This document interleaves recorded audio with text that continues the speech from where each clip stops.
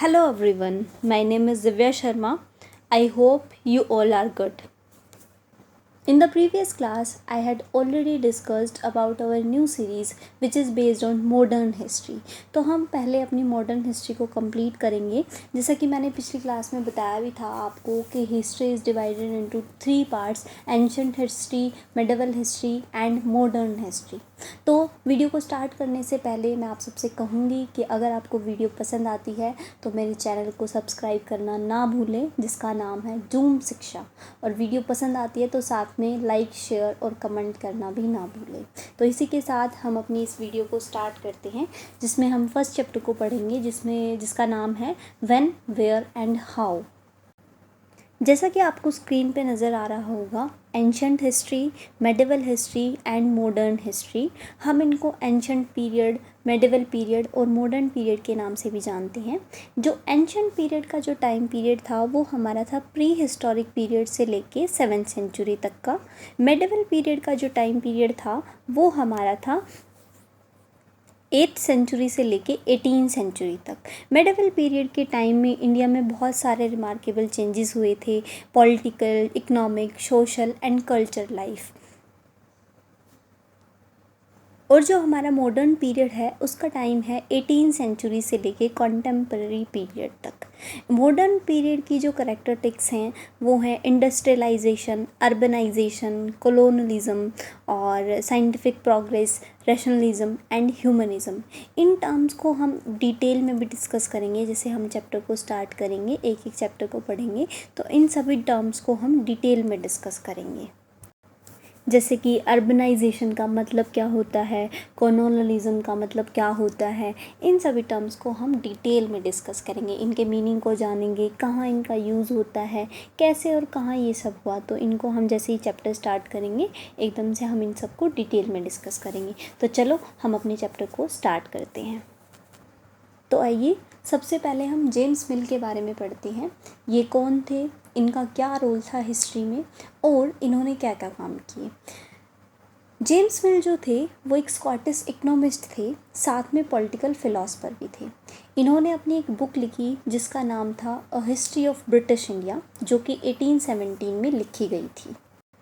James मिल ने history को 3 periods में डिवाइड किया गया: हिंदू, मुस्लिम एंड ब्रिटिश. क्योंकि सबसे पहले इंडिया पर हिंदू का राज था, उसके बाद मुस्लिम्स ने अपना राज इस्टेब्लिश कर लिया था एंड आफ्टर दैट ब्रिटिश ने अपना राज इंडिया पर इस्टेब्लिश किया गया था. तो इसलिए इन्होंने हिस्ट्री को 3 पीरियड्स में डिवाइड किया गया, जो कि हिंदू, मुस्लिम एंड ब्रिटिश थे. जेम्स मिल का मानना था कि जब हिंदू और मुस्लिम रूलर्स थे उस टाइम पे जो सोशल लाइफ थी इंडियंस की वो कास्ट पे बेस थी, रिलीजन पे बेस थी और जो सुपरस्टिशियस प्रैक्टिसेस होती है उन पर बेस थी. मतलब धार्मिक कार्य ही सिर्फ लोग करते थे. तो इनका मानना था कि जो ब्रिटिश हैं सिर्फ वही इंडिया को डेवलप कर सकते हैं, वही यहाँ के लोगों को सिविलाइज़ कर सकते हैं, वही इंडिया को एक फ्लॉरिश कर सकते हैं. मतलब इंडिया में बहुत सारे चेंजेस ला सकते हैं, इंडिया का डेवलपमेंट कर सकते हैं. तो इनका मानना था कि हिंदू और मुस्लिम्स ने इंडिया में कुछ नहीं किया, वो सिर्फ रिलीजन पे बेस थे, कास्ट टैबूज पे बेस थे और उन्होंने कुछ नहीं किया. जो ब्रिटिश ही थे जिन्होंने इंडिया को सिविलाइज़ किया. तो जो जेम्स मिल का डिवीज़न था उसके बहुत सारे ड्रॉबैक्स थे, क्योंकि बहुत सारे हिस्टोरियंस ने इनको क्रिटिसाइज़ किया था. जेम्स मिल का जो डिवीज़न था वो टोटली बेस्ड था रिलीजन्स ऑफ रूलर्स, यानी कि जो रूलर्स के रिलीजन थे जैसे कि हिंदू हो गया, मुस्लिम हो गया, तो उन्होंने सिर्फ उनके रिलीजन थे जो रूलर्स के, उसी पे उन्होंने डिवीज़न किया था, जो कि एक अच्छा पॉइंट नहीं था. तो इन्होंने बाकी पॉइंट्स को भी अपना मतलब बहुत सारा इम्पोर्टेंस नहीं दी. जैसे कि डेवलपमेंट जो सोसाइटी में हुआ, इकोनॉमिकली जो डेवलपमेंट हुआ, उसको इन्होंने फोकस नहीं किया. तो बहुत सारे हिस्टोरियंस ने जेम्स मिल के डिवीज़न को क्रिटिसाइज़ कर दिया और उनका मानना था कि जो और भी बहुत सारे चेंजेस हुए हैं उनको एक क्लियर पिक्चर देने के लिए उन्होंने अब हिस्ट्री को 3 पीरियड्स में डिवाइड किया, जो कि ancient period, medieval period and modern period. British rule के अंडर जो पीपल थे इंडिया के उनको फ्रीडम नहीं थी, उनको इक्वालिटी नहीं थी, उनके पास धन नहीं था. तो इसलिए भी एक डिवीज़न में एक प्रॉब्लम आया और कुछ हिस्टोरियंस ने मॉडर्न पीरियड को कॉलोनियल पीरियड का नाम दे दिया. तो आइए अब हम कॉलोनलाइजेशन के बारे में पढ़ते हैं। इसका मतलब होता क्या है? देखो, सिंपल टर्म्स में आपको मैं बताती हूँ कि कॉलोनलाइजेशन का मतलब क्या होता है। जैसे कि ब्रिटिश ने इंडिया पे अपना राज इस्टेब्लिश कर लिया था, हमें कोई फ्रीडम नहीं थी, हम अपनी मर्ज़ी से कुछ काम नहीं कर सकते थे, जो भी हम करते थे उसके लिए हमें परमिशन रिक्वायर होती थी। हम पहले परमिशन लेते थे, उसके बाद हम उस काम को करते थे। तो यही हम बेसिकली कॉलोनाइजेशन का मतलब होता है, यानी कि किसी के ऊपर किसी का दबाव होना। जैसे कि इंडिया पे दबाव था ब्रिटिशर्स का, ब्रिटिशर्स ने अपना रूल इस्टेब्लिश कर रखा था इंडियंस के ऊपर। ये एक सिंपल टर्म्स में आपको मैंने कॉलोनलाइजेशन का मतलब समझाया है। अब इसकी जो प्रॉपर डेफिनेशन है वो मैं आपको बताऊंगी। It refers to the process in which a powerful country control other political and economical countries, यानी कि जो पावरफुल कंट्री होती है वो अपना कंट्रोल करती है दूसरी कंट्रीज़ पर जो कि लेस पावरफुल होती है उन। ब्रिटिशर्स इंडिया में रूल करने के लिए नहीं आए थे। उनका जो मेन मकसद था इंडिया में आना, वो रूल करना नहीं था। वो बेसिकली यहाँ पे ट्रेड करने के लिए आए थे। वो अपना सी रूट से वो एकदम से देख रहे थे कि कहाँ क्या है, तो उन्होंने सोचा कि यहाँ से हम ट्रेड करते हैं। तो उनका जो मेन पर्पस था वो ट्रेड करने का था, यहाँ पे रूल करने का नहीं था। तो फिर यहाँ आके उन्होंने देखा कि यहाँ पे तो पॉलिटिकल अनस्टेबिलिटी है, मतलब कोई स्टेबिलिटी है ही नहीं। मतलब जो रूल करने, जो आपस में इंडियंस है वो आपस में लड़ रहे हैं, जो रूलर्स थे इंडिया में वो आपस में लड़ाई करते थे, उनका कोई स्टेबिलिटी नहीं थी। उन्होंने देखा कि ये तो आपस में ही लड़ते हैं, अगर ये आपस में ही लड़ रहे हैं तो यहाँ पे तो हम इजीली रूल कर सकते हैं। तो ब्रिटिशर्स का यहाँ पे आने का जो मेन पर्पस था वो ट्रेड करने का था, क्रिश्चियनिटी को स्प्रेड करने का था। लेकिन यहाँ आके उन्होंने देखा कि यहाँ पे तो कोई पॉलिटिकल स्टेबिलिटी नहीं है, तो उन्होंने इस चीज़ की एडवांटेज लेते हुए यहाँ पे धीरे धीरे अपना रूल एस्टेब्लिश करना स्टार्ट कर दिया था। मिडल 18th सेंचुरी में ब्रिटिशर्स ने अपना जो है रूल यहाँ पे इस्टेब्लिश करना स्टार्ट कर दिया था। तो इसी के साथ साथ फिर इंडिया जो है वो ब्रिटिश कॉलोनी बन गया था 18th सेंचुरी में, and India became a British colony in the 18th century. यानी कि ब्रिटिश ने अपना राज इस्टेब्लिश कर लिया कहाँ पे? इंडिया पे, और इंडिया एक ब्रिटिश कॉलोनी बन चुका था। तो यहाँ पे हमने एक टर्म को हमने पूरा अच्छे से डिस्कस किया कि कॉलोनलाइजेशन का मतलब क्या होता है और इंडिया कैसे ब्रिटिश कॉलोनी बनी। तो इसके आगे हम देखते हैं कि हमारे सोर्सेज क्या हैं मॉडर्न हिस्ट्री के, यानी कि हमें कैसे पता चला मॉडर्न हिस्ट्री में क्या क्या हुआ था। अब हमें ये तो पता करना पड़ेगा ना कि जो मॉडर्न हिस्ट्री में ये जो चीज़ें हो रही हैं उनके एविडेंस कहाँ हैं, हमें कैसे पता चला कि ऐसा भी हुआ होगा। ये तो झूठ भी हो सकता है, तो इनको झूठ ना मानते हुए हम इनके सोर्सेज को चेक करेंगे कि इनके सोर्सेज हैं क्या। तो सबसे पहले जानते हैं कि सोर्सेज होते क्या हैं। जो क्लूज़ और एविडेंस होते हैं वही हमारे सोर्सेज होते हैं। Clues and evidences on the basis of which we write history are known as the sources of history. There are many sources of modern history. सबसे पहले हम ऑफिशियल रिकॉर्ड्स की बात करते हैं जो कि ब्रिटिश टाइम के में लिखे गए थे। The official records of the British administrations are an important source for the study of modern period.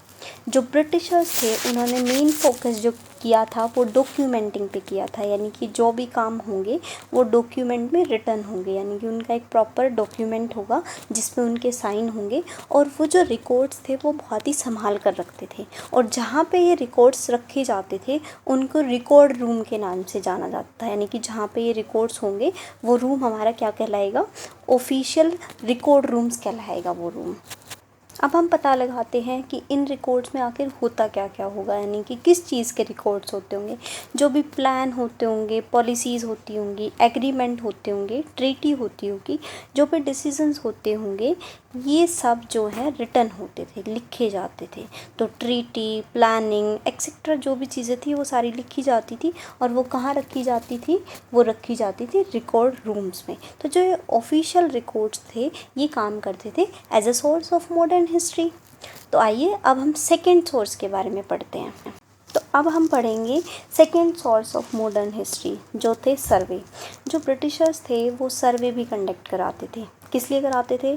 For the better understanding of our country, ताकि हमारी कंट्री के बारे में वो जान सके, यहाँ पे लोगों का रहन सहन कैसा है, उनका कल्चर कैसा है, वो किस तरह की खेती करते हैं, क्या क्या उगाते हैं, उनसे उनको कितना फ़ायदा होता है। तो ये सब जानने के लिए वो सर्वे कराते थे। अब सर्वे किस टाइप के होते थे? Like zoological survey, revenue survey, botanical survey, archaeological survey, forest survey etcetera, ये सब जो थे सर्वे कराए जाते थे, जिनसे वो पता करते थे विलेज के बारे में, वहाँ की सॉइल कैसी है, ठीक है, प्रोडक्शन कैसा है, क्वालिटी कैसी है, ये सब जानने के लिए वो सर्वे कंडक्ट कराते थे। तो इस तरह से जो सर्वे हैं वो भी as a source of modern history का काम करते हैं। अब हम थर्ड पॉइंट पे चलते हैं, जो कि है other sources of his modern history. तो अब हम पता करते हैं अदर सोर्सेज कौन कौन से होते हैं। अदर सोर्सेज में हम इंक्लूड कर सकते हैं न्यूज़पेपर को, पर्सनल डायरीज़, जो पॉपुलर बुक्स होती थी, स्टोरीज़, पोएम, नॉवेल्स, और जो ऑटोबायोग्राफी होती थी, ये सब। जो न्यूज़ होती है, पोएम होती है, स्टोरीज़ होती हैं, और हम कह सकते हैं जो हम लिखते हैं, वो हम क्यों लिखते हैं और हम क्या लिखते हैं? हम अपनी जो आसपास का एनवायरनमेंट होता है उसको सोच कर ही लिखते हैं। तो जो मॉडर्न हिस्ट्री के टाइम पे जो लोग होंगे वो भी अपनी पर्सनल डायरी में वही सब लिख रहे होंगे जो उनके आसपास हो रहा होगा। न्यूज़पेपर में भी वही बात हो रही होगी जो आसपास उस टाइम पे हो रही होंगी, और स्टोरीज़ भी लोग उसी टाइप की लिख रहे होंगे ना जो उनके आसपास उस टाइम पे हो रहा होगा। तो इस तरीके से हम कह सकते हैं कि ये सब जो चीज़ें थी वो अदर सोर्सेज थी किसकी? मॉडर्न हिस्ट्री की। इन सोर्सेज से हमें पता चल रहा था कि मॉडर्न हिस्ट्री में और क्या क्या हो रहा था। अब मैं आपको बता देती हूँ कि ऑटोबायोग्राफ़ी और बायोग्राफ़ी में क्या डिफरेंस है। ऑटोबायोग्राफ़ी होती है जब हम खुद अपनी लाइफ के बारे में लिखते हैं, और बायोग्राफ़ी होता है जब कोई और हमारी लाइफ के बारे में लिखता है। तो मॉडर्न पीरियड में बहुत सारे लोगों ने अपने आइडियाज़ को लिखना स्टार्ट कर दिया था, अपने गुस्से को, अपने फ्रस्ट्रेशन को, अपनी खुशियों को, अपने एक्सपीरियंस को वो लिखना स्टार्ट कर दिया था। अब वो अपनी लाइफ के बारे में लिख रहे हैं तो वो अपनी ऑटोबायोग्राफ़ी उन्होंने लिखनी स्टार्ट कर दी थी। तो एक फ़र्स्ट वुमेन थी जिनका नाम था रसुंदारी दासी, जिन्होंने अपनी फ़र्स्ट ऑटोबायोग्राफ़ी लिखी थी, और जो कि 1876 में लिखी थी बंगाली में, जिसका नाम था अमर जीबान। और इसी के साथ हमारा ये चैप्टर ख़त्म होता है। आई होप कि आपको ये बहुत अच्छे तरीके से समझ में आया होगा जो जो इसमें मैंने बताया। और अगर आपको कोई डाउट होता है तो आप नीचे टेलीग्राम का लिंक भी दिया है, आप उस पर अपने डाउट्स को क्लियर कर सकते हैं, पूछ सकते हैं। और इसी के साथ हमारा ये चैप्टर ख़त्म होता है, तो मैं आपको गुड बाय बोलती हूँ। और इसी के साथ अगर आपको वीडियो पसंद आती है तो वीडियो को लाइक, शेयर और कमेंट करना ना भूलें, और मेरे चैनल को भी सब्सक्राइब कर दें जिसका नाम है जूम शिक्षा। तो thank you very much, bye bye.